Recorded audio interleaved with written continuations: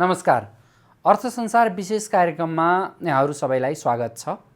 नेपालको पुँजी बजार अहिले सेभनले मङ्गलबार निकालेको विज्ञप्तिका कारण एकदमै तातेको छ। मङ्गलबार नेपालको शेयर बजारको नियामक निकाय नेपाल धितोपत्र बोर्डले विभिन्न 51 वटा कम्पनीहरूको नामसहित उनीहरूको वित्तीय अवस्था, उनीहरूको 3 वर्ष अगाडिदेखिको शेयर मूल्यमा अहिलेसम्म आइपुग्दा कति परिवर्तन भयो र यी कम्पनीहरूमा लगानी गर्नु केही जोखिमपूर्ण हो भन्ने मनसाएको विज्ञप्ति निकाल्यो र त्यसै दिन पुनः सेभनका प्रवक्ताले फेरि त्यसलाई चाहिँ हाम्रो थोरै भाषिक त्रुटि भयो, यसलाई चाहिँ यी कम्पनीहरूमा लगानी गर्न जोखिम छ भन्ने हाम्रो मनसाय होइन, हामीले चाहिँ लगानीकर्ताहरूलाई सचेत बनाउनका लागि, लगानीकर्ताहरूको शिक्षाका लागि कम्पनीको अवस्था यो छ है, विचार गरेर लगानी गर्नुहोस् भनेर हामीले लगानीकर्ताको जानकारीका लागि मात्रै त्यो विवरण प्रकाशित गरेका हौँ भनेर स्पष्टीकरण दिइसक्नु भएको छ। यो अवस्थामा अबको अवस्थामा यो सेभनको यो विज्ञप्तिका विषयमा केही लगानीकर्ताहरूले यसको विरोध गरिरहेका छन्। यसरी कम्पनीको नामै तोकेर यी कम्पनी खराब हुन् भनेर नियामक निकायले नै भन्नु यो चाहिँ लगानीकर्ताहरूको लगानी माथि नै नियामक निकायले धावा बोलेको हो भन्ने आरोप छ भने कतिपय लगानीकर्ताहरूले भने सेभनले जे गर्यो ठिक गर्यो, नराम्रा कम्पनीहरूमा लगानी गर्नु हुँदैन थियो, कम्पनीको अवस्था हेरेर लगानी गर्नु पर्थ्यो, यो कुरामा सेभनले गरेको कुरा सही छ भनेर सेभनको कुरालाई समर्थन गर्ने पनि एक तबका लगानीकर्ताहरूको देखिन्छ। देशको एकमात्र शेयर बजारको नियामक निकाय जसले अभिभावकत्व ग्रहण गर्नुपर्ने हो त्यही निकायले नै कम्पनीहरू खराब छन्, यी कम्पनीहरू खराब हुन्, यो बाहेक यसमा गर्नुहोस् भनेर विज्ञप्तिबाजी गर्नु कतिसम्मको न्यायसङ्गत, कतिसम्म कानुनी भन्ने विषयमा यसै पेरिफेरीमा केन्द्रित रहेर आजको अर्थ संसार विशेषमा हामीले छलफल गर्नका लागि लामो समयदेखि नेपालको पुँजी बजारमा लगानी गर्दै आउनुभएका लगानीकर्ता, नेपालको पुँजी बजारलाई अध्ययन गर्दै आउनुभएका विश्लेषक एवं उहाँ व्यावसायिक रूपमा, पेशागत रूपमा अधिवक्ता समेत हुनुहुन्छ, कानुन व्यवसायी समेत हुनुहुन्छ, उहाँसँग आज हामीले सेभनको विज्ञप्ति कानुनी दृष्टिकोणबाट सही वा गलत र अहिले समग्र बजारमा भएका ट्रेन्डहरू, अवस्थाहरूका बारेमा छलफल एवं बहस गर्न गइरहेका छौँ। आजको कार्यक्रममा हामीले अतिथिका रूपमा लगानीकर्ता, विश्लेषक एवं अधिवक्ता कञ्चन कृष्ण न्यौपानेलाई आमन्त्रण गरेका छौँ। सर, स्वागत छ अर्थ संसार विशेषमा तपाईलाई। हजुर, धन्यवाद। आरामै हुनुहुन्छ सर? हजुर, ठिक छ सर। आफै लगानीकर्ता, शेयर विश्लेषकका साथसाथै कानुन व्यवसायी अधिवक्ताको नाताले पनि मैले अहिले नेपालको पुँजी बजारको सबभन्दा जल्दो बल्दो विषय, अहिलेको बजारलाई तताइरहेको विषयबाट नै कार्यक्रमको सुरुवात गर्न चाहेँ। मङ्गलबार मात्र नेपालको शेयर बजारको नियामक निकाय नेपाल धितोपत्र बोर्डले 51 वटा कम्पनीको नामै उल्लेख गरेर विज्ञप्ति प्रकाशित गरेको छ। यो वित्तीय विवरण केही कमजोर भएका कम्पनी भन्ने आशयको अथवा लगानी गर्नु केही जोखिम भन्ने आशय देखिन्छ त्यो विज्ञप्तिमा। यसरी विज्ञप्ति निकाल्नु कानुनी ढङ्गले नेपालको एकमात्र नियामक निकायले यसरी लगानीकर्ताको लगानी भएको कम्पनीहरू नराम्रा हुन् भनेर सूची नै निकाल्नु कतिसम्म न्यायोचित सर? हेर्नु, सर्वप्रथम चाहिँ के छ भन्दा एउटा धितोपत्र सम्बन्धी ऐन 2063 अन्तर्गत एउटा धितोपत्र बोर्ड चाहिँ एउटा स्वायत्त निकाय हो र उसले चाहिँ एउटा बोर्ड चाहिँ पुँजी बजार विकासको लागि चाहिँ एउटा लगानीकर्ताको हक हितको संरक्षण गर्ने र धितोपत्रको निष्कासनलाई एउटा व्यवस्थित गर्ने उसको एउटा काम कर्तव्य अधिकार हो होइन। उसले चाहिँ त्यो व्यवसायमा संलग्न व्यक्तिहरूको काम कारबाहीलाई नियमित र व्यवस्थित गर्न सक्छ। अब तथापि के छ भन्दा धितोपत्र बोर्डले चाहिँ एउटा स्टक एक्सचेन्जमा सूचीकृत भएको कम्पनीलाई चाहिँ त्यहाँ सूचीकरण गरेर उसले शुल्क लिएर एउटा नियमन अनुगमन गर्ने कम्पनीलाई चाहिँ तिमी यो ठिक छ, यो ठिक छैन भन्नु उसले त्यो नाम तोकेर किन मिल्दैन भने ठिक छैन भने त्यसलाई उसले कारबाही गर्नु पर्यो एउटा कम्पनीलाई, अथवा चाहिँ उसलाई नसिहत दिएर एउटा लगानीकर्तालाई चाहिँ यो कम्पनीलाई चाहिँ यसरी हामीले अनुसन्धान गरेर यो कारबाहीको लिस्टबाट हटाउँदैछौँ भनेर उसले त्यो तर्फ चाहिँ एउटा कदम चाल्नु पर्यो र एउटा लगानीकर्तालाई चाहिँ कम्पनीका नामहरू एउटा पब्लिसिटी गरेर त्यो सस्तो लोकप्रियताको लागि एउटा पब्लिकमा ल्याउने होइन कि उसले त गहन त्यसमा अध्ययन र विश्लेषण गरेर छानबिन गरेर यदि इन्साइडर ट्रेडिङ छ अथवा त्यसको चाहिँ कारोबार चाहिँ शङ्कास्पद छ भने त्यसलाई चाहिँ छानबिन गरेर कानुनी दायरामा चाहिँ ल्याउनु पर्थ्यो र कारबाही गर्नु पर्थ्यो भन्ने चाहिँ एउटा त्यो ऐनले र धितोपत्र बोर्डको चाहिँ काम कर्तव्य अधिकारमा चाहिँ त्यो चाहिँ पर्छ। सरलाई पनि थाहा छ केही समय अगाडि मात्रै हो धितोपत्र बोर्ड स्वयंले एक कुनै व्यक्तिले मिडिया मार्फत कम्पनीको स्क्रिप्टको नाम लिएर यो कम्पनी ठिक छ किन, यो कम्पनी खराब छ नकिन भनेर वक्तव्य दिएकै आधारमा धितोपत्र बोर्डले विज्ञप्ति निकाल्यो। यसरी कम्पनीको स्क्रिप्ट नै लिएर किन बेच भन्नु गैर कानुनी हो, यदि त्यस्तो गर्यो भने हामीले कारबाही गर्छौँ तिमीहरूलाई भनेर कडा चेतावनी पनि दियो। तर आज आफै स्वयं धितोपत्र बोर्डले कम्पनीको नामै उल्लेख गरेर यी कम्पनीहरू नराम्रै छन् भनेर भन्नु चाहिँ कतिसम्म न्यायोचित? यो दुईटा कुरा बाजिएन सर? बिल्कुल पनि हेर्नुहोस्, अब हाम्रो निर्मल प्रधानले चाहिँ वास्तवमा उहाँले भने सही नै थियो। कति कम्पनीहरू चाहिँ अब ब्याङ्कहरू भन्दा पनि नराम्रा बजार भाउ माथि गइराखेका छ, त्यो हामीले प्रत्यक्ष देखिरहेका छौँ, अनुभव पनि गरिरहेका छौँ। र धितोपत्र बोर्डले पनि त्यही आशयको एउटा अभिव्यक्ति उहाँहरूले सूचना लगानीकर्तालाई दिनु त्यो एकदम जायज थियो। तर यहाँ त के भयो भने एउटा कम्पनी वाइज यो कम्पनी भनेर जब आएपछि भोलि अरू पनि कम्पनी आउने हो कि भनेर आम लगानीकर्तामा हेर्नुहोस् एउटा संशय पैदा गर्यो र उहाँहरूको त्यो कम्पनी दिया पनि चाहिँ अब नामै लिएर भन्दा हेर्नुहोस् जस्तो कर्णाली विकास ब्याङ्क जस्तो त्यो 100 रुपियाँ भन्दा तलको सेयर चाहिँ आज 400 रुपियाँ पुगेको छ। उहाँहरूले त्यस्तालाई समावेश गर्नु भएको छैन र कतिवटा कम्पनी चाहिँ त्यहाँ एउटा हरेक वर्ष डिभिडेन्ड दिइराखेका कम्पनीहरू पनि परेका छन्। अब यसले गर्दा चाहिँ उहाँहरूको एउटा अनुसन्धान र त्यो गहन भित्री पाटो नकेलाइकन यो अलि हचुवाको भरमा र सस्तो लोकप्रियताको लागि र आम लगानीकर्तालाई चाहिँ भोलि केही गरी चाहिँ त्यहाँ फस्नुभन्दा अगाडि हामीले एउटा विज्ञप्तिबाजी गरेका थियौँ भन्ने हिसाबले मात्रै आएको जस्तो देखिन्छ। यो अवस्थामा चाहिँ धितोपत्र बोर्डले गर्नुपर्ने चाहिँ के थियो सर? हेर्नुहोस्, धितोपत्र बोर्डको चाहिँ त्यो हाम्रो धितोपत्र ऐनको चाहिँ दफा 5 मा उसको काम कर्तव्य अधिकार छ। उसले चाहिँ आवश्यकता अनुसार नेपाल सरकारलाई परामर्श दिनुपर्ने अथवा धितोपत्र लगानीकर्ताको हकित संरक्षणको लागि चाहिँ विभिन्न चाहिँ त्यो कामहरू गर्न पर्ने, भित्री कारोबार अथवा धितोपत्र सम्बन्धी अन्य कसुर चाहिँ हुन लागेको छ भने त्यसलाई चाहिँ एउटा कमिटी बनाएर छानबिन गरेर त्यसको चाहिँ एउटा दफा 91 बमोजिम चाहिँ भित्री कारोबार गर्नेलाई चाहिँ बिगो र जरिवानाको पनि व्यवस्था गरेका छ। अब त्यतातर्फ गएको भए एउटा विश्वसनीयता पनि हुन्थ्यो र कम्पनीले चाहिँ खराब गर्यो भने सजायको भागीदार हुन्छ भन्ने एउटा त्यो परिपाटी विकास हुन्थ्यो। यहाँ त के छ भन्दा सजाय गर्ने होइन, कम्पनीलाई चाहिँ एउटा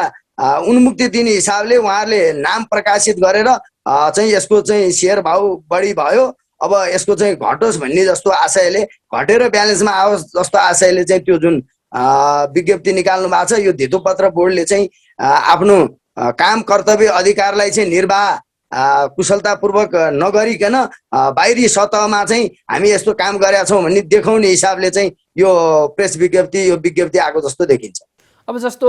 धितोपत्र बोर्ड ऐनको सरले भने जस्तै उनीहरूको प्रस्तावनामै के लेखिएको छ भने धितोपत्र बोर्डको काम भनेको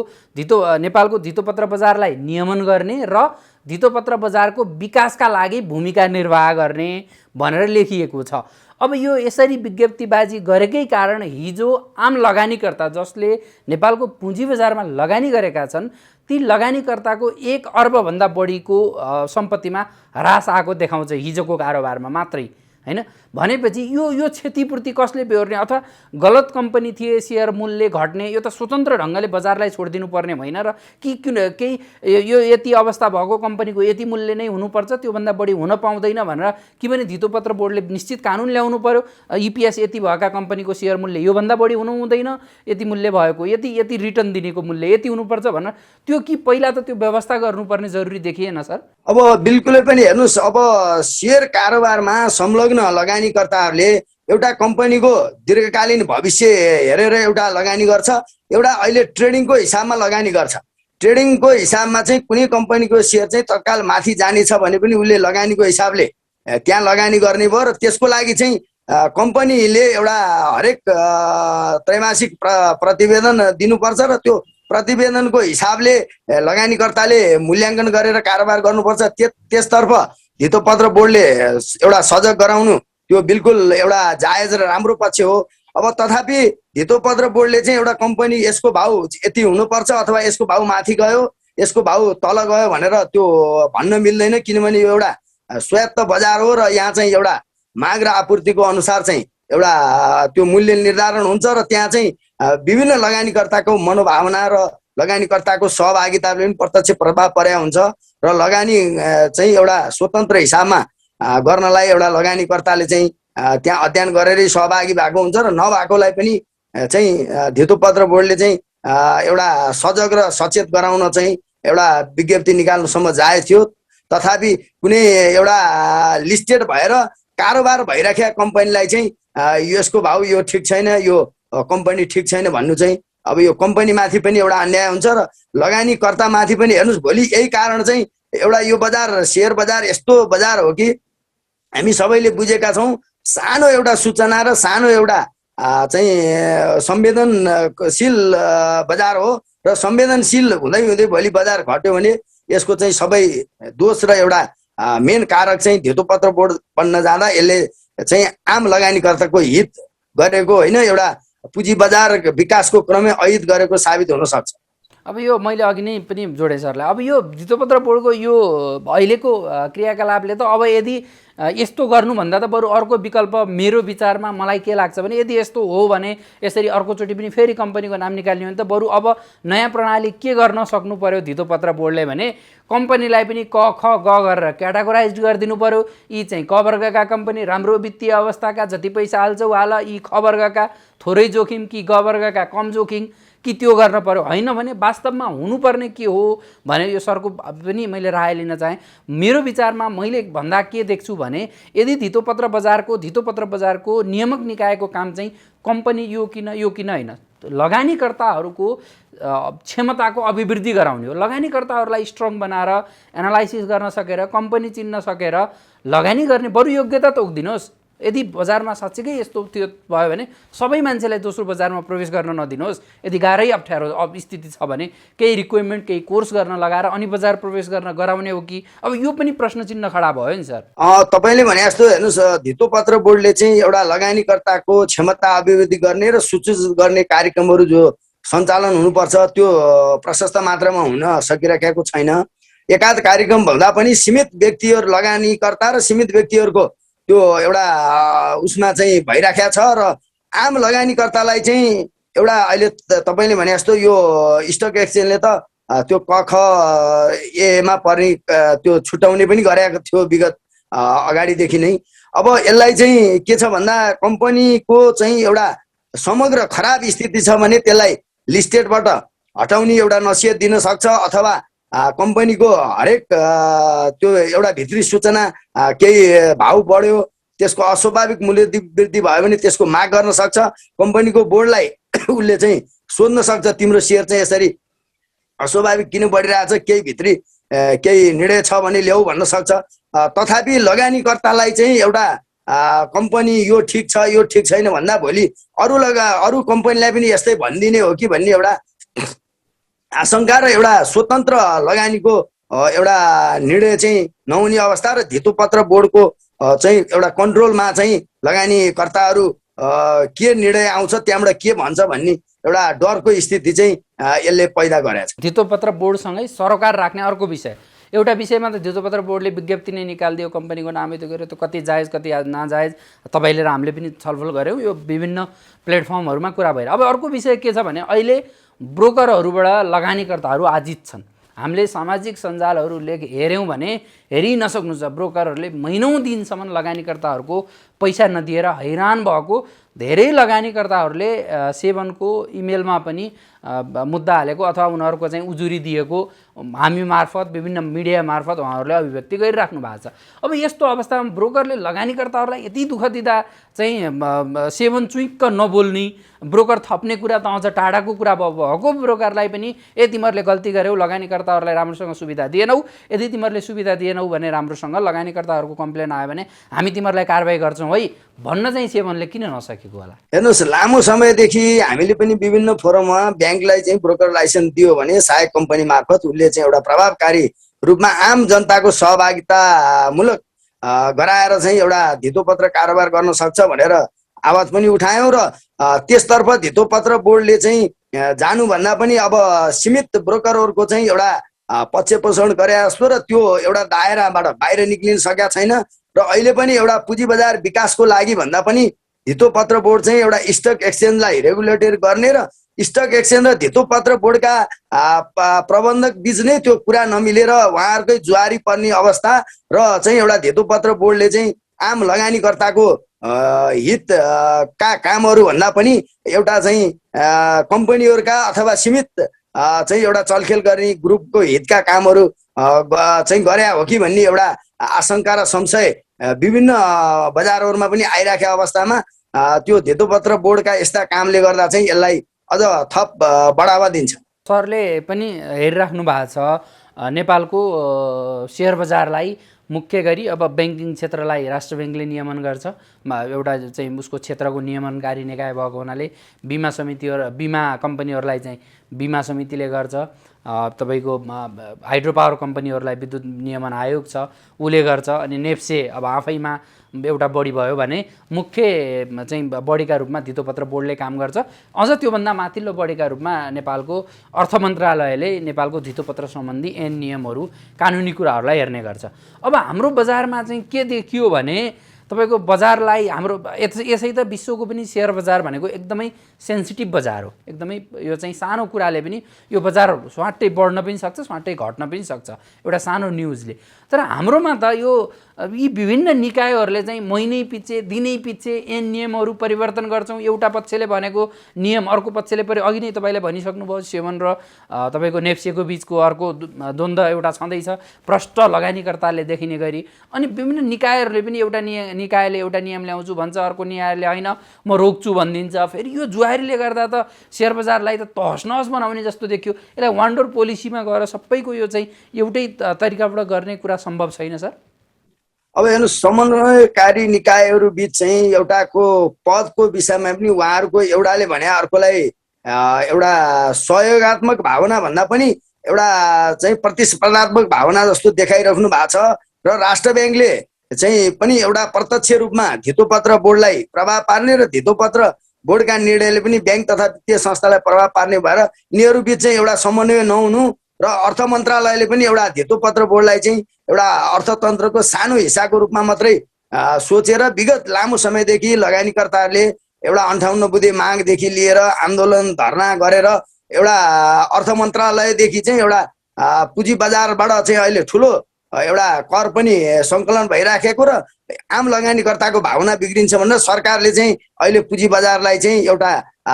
चाहिँ खुल्ला बजारलाई चाहिँ उच्च प्राथमिकतामा राखेर एउटा खुल्ला अर्थतन्त्रको हिसाबले चाहिँ सरकारले अहिले प्राथमिकता दिए जस्तो देखिन्छ र उहाँहरूको अर्थमन्त्रीदेखि बोली वचन व्यवहार त्यही आएको छ। तथापि अब एउटा चाहिँ नियमनकारी निकायहरूले चाहिँ एउटा सानो सानो कुरा बोलिदिँदा त्यसले बजारमा ठुलो असर पर्छ त्यसतर्फ उहाँहरू एउटा संवेदनशील नभएको चाहिँ एउटा यो मलाई पनि बिल्कुल ताजुब लाग्छ। किनभने हेर्नुहोस् धितोपत्र बोर्डको सानो कुराले पनि ठुलो बजारमा असर गर्छ, राष्ट्र ब्याङ्कको सानो एउटा कुराले पनि ठुलो असर गर्छ भने एउटा पुँजी बजारमा आज चाहिँ 35-40 लाख चाहिँ एउटा लगानीकर्ताहरू डिम्याट खोलेर आबद्ध भइसकेका अवस्थामा र देशभरिका साना साना एउटा खुद्रा पसल गरेका मान्छेदेखि ठुला ठुला व्यापारी र एउटा सम्पूर्ण तह र तबकाबाट सेयर बजारमा आबद्ध भइसकेको अवस्थामा सेयर बजारलाई चलाउनु भनेको चाहिँ आम लगानीकर्ताको हित अनुकूल चाहिँ एउटा त्यो लगानीकर्तालाई चाहिँ एउटा डरको स्थिति पैदा हुन्छ र एउटा देशको अर्थतन्त्रमा पनि आम लगानीको वातावरण चाहिँ बिगार्ने तर्फ चाहिँ एउटा नियमनकारी निकायले बोलिदियो भने त्यसले चाहिँ दीर्घकालीन असर पर्ने भएर यस्ता कुरामा चाहिँ नियमनकारी निकायबीच एउटा समन्वय हुनु पर्यो र उहाँहरूले चाहिँ एउटा सोच विचार गरेर चाहिँ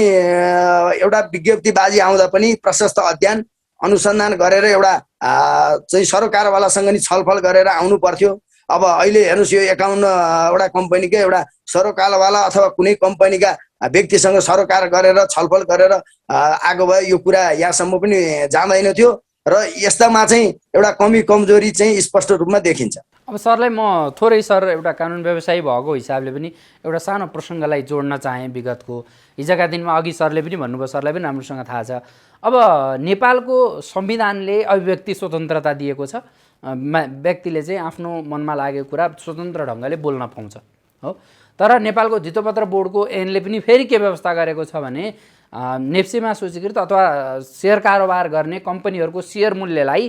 प्रभाव पार्ने गरी कसैले पनि सार्वजनिक अभिव्यक्ति दिनु हुँदैन भनेर त्यो कानुनले पनि भन्छ। तर अब यो कुन आधारमा, जस्तो हाम्रो संविधानको मूल कानुनले त बोल्न पाउँछ, अब बोल्न पाउँछ, मान्छेले बोल्न चाहिँ कसैले रोक्नु हुँदैन, आफ्नो अभिव्यक्ति चाहिँ स्वतन्त्र ढङ्गले दिन पाउनुपर्छ भन्छ हैन। तर अब सेवनले चाहिँ के भन्छ भने हैन, यदि तैँले चाहिँ कम्पनीका बारेमा बोलिस् भने मैले चाहिँ तँलाई चाहिँ कानुन बमोजिम कारबाही गर्न सक्छु भन्छ। भनेपछि यो के हो सर, वास्तविकता कानुनी रूपले केही देखिएको हो कि त्यसमा के छ व्यवस्था? होइन, हेर्नुहोस्, अब सर्वप्रथम त हामीले चाहिँ ऐन कानुन नियम भन्दा माथि संविधान हुन्छ। संविधानको धारा 17ले एउटा स्वतन्त्रताको हक दिएको छ र आम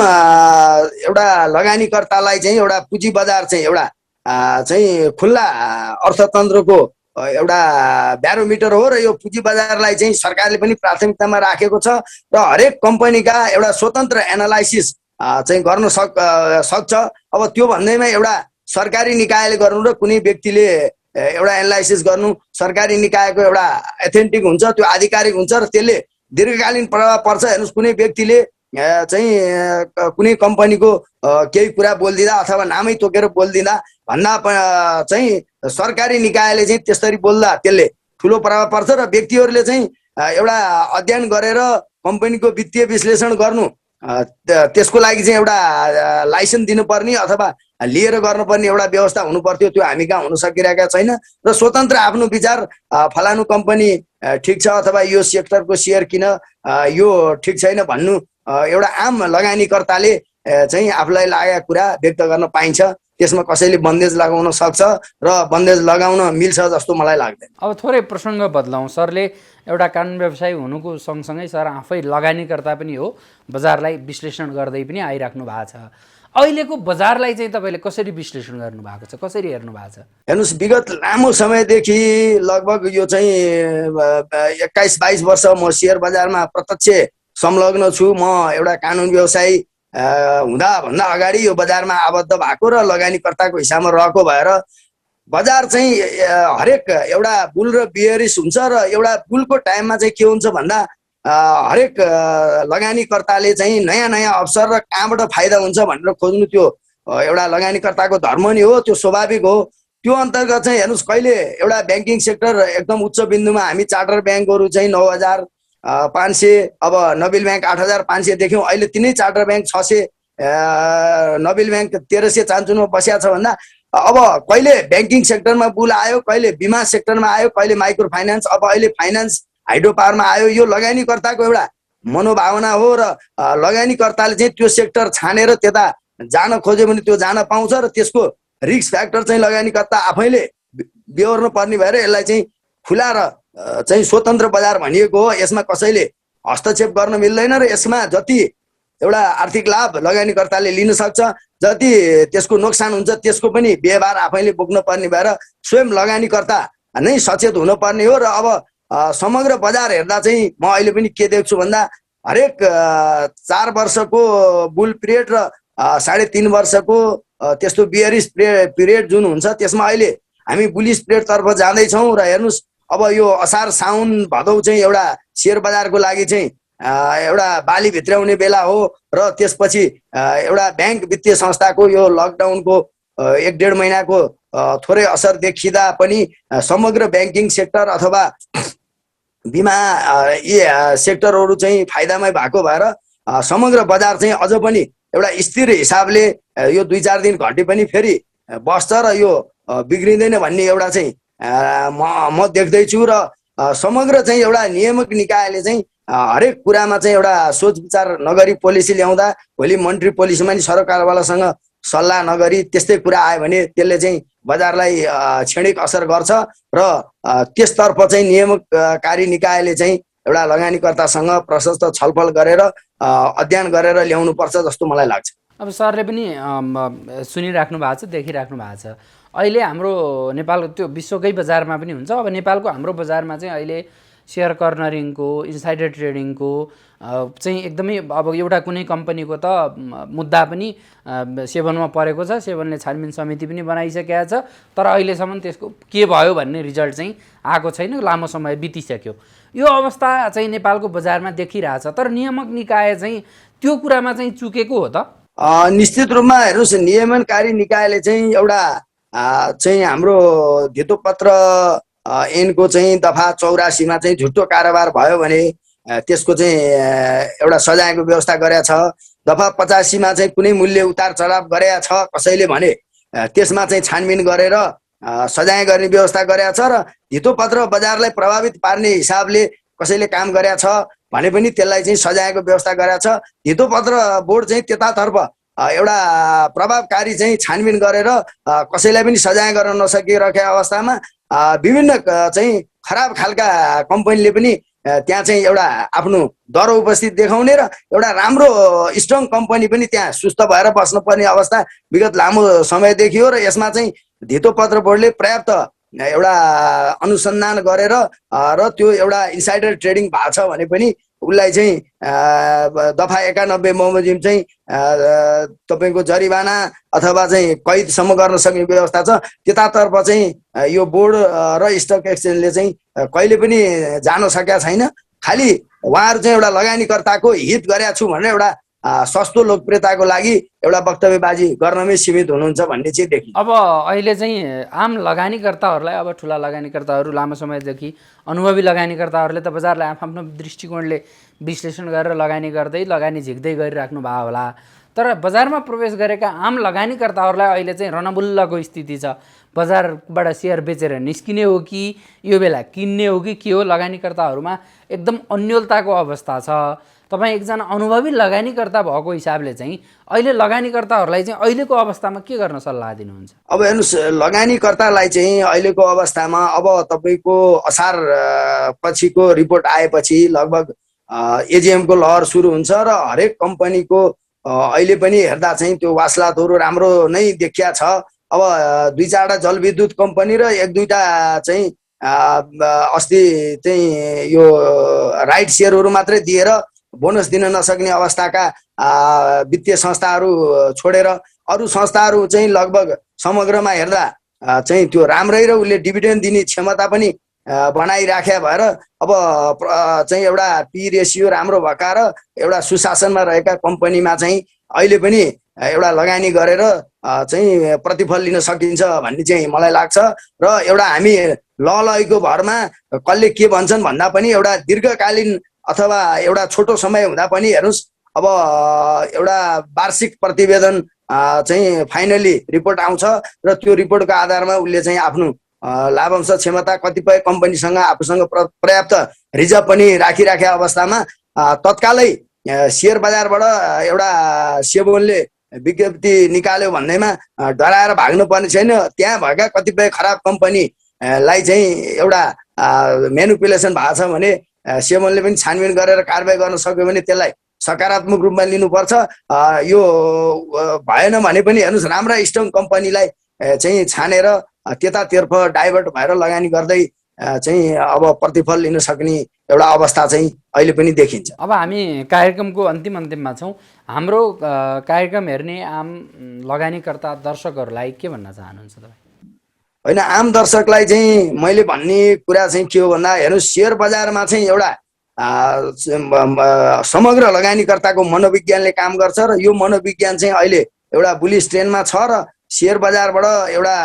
क्यापिटल गेनदेखि लिएर डिभिडेन्डसम्मको फाइदा लिन सकिन्छ र